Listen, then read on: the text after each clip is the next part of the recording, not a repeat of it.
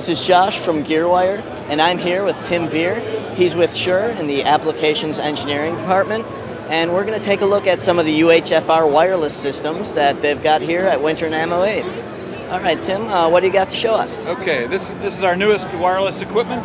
It's also our top-of-the-line product, and probably has the highest level of complexity of any system we've ever built. A couple of features that set this system apart from some of its predecessors, at least, are number one, the ability of this system to tune across a 60 megahertz range.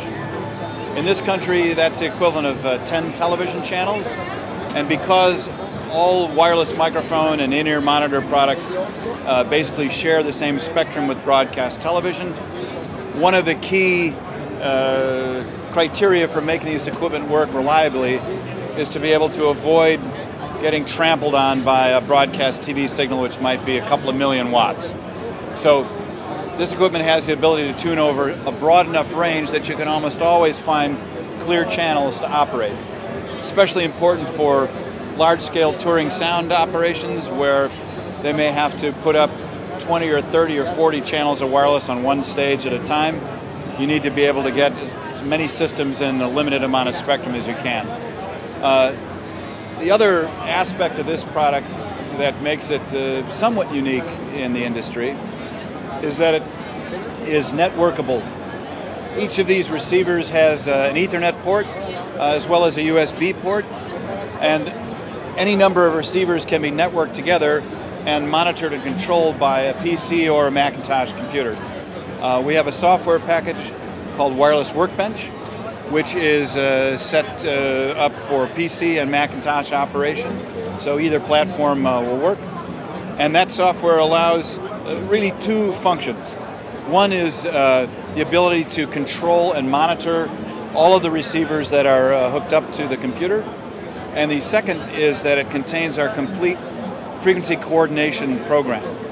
So in very difficult radio environments, it's possible to scan the environment with one of the receivers, see what's on the air already, and the program will select a compatible set of frequencies for all the receivers that are attached to operate within that spectrum. So it's very useful for people that are touring or dealing with densely crowded radio environments to be able to put up a reliable set of frequencies in almost any circumstance. The system's handheld transmitters are available with our complete range of microphone cartridges, SM58s, all the way up to the KSM9, which is our newest condenser microphone element. This has become a very popular high-performance condenser vocal microphone. It's switchable pattern, cardioid or supercardioid. So this particular one has been embraced by a lot of performers, both for live sound and television applications and so forth. But these systems have extremely high selectivity, very wide signal-to-noise ratio, and with their RF capabilities are able to operate in almost any environment that might come up. One other factor that might be of interest to people that are listening to this, the radio spectrum in this country is undergoing quite a bit of change lately. Right now we're in a transition between analog and digital television, so systems like this have to be able to operate in the presence of both analog television stations and DTV stations. As the country completes that transition in another year or so, there may be other forms of potential interference that may come into the same spectrum where we're operating, and this kind of equipment will be able to identify those interfering sources and work around them in a very transparent way to the user.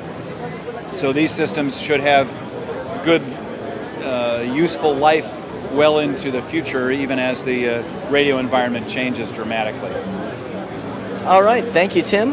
We will be back with more from Tim Vear on Shure's new products at Winter NAMM 08.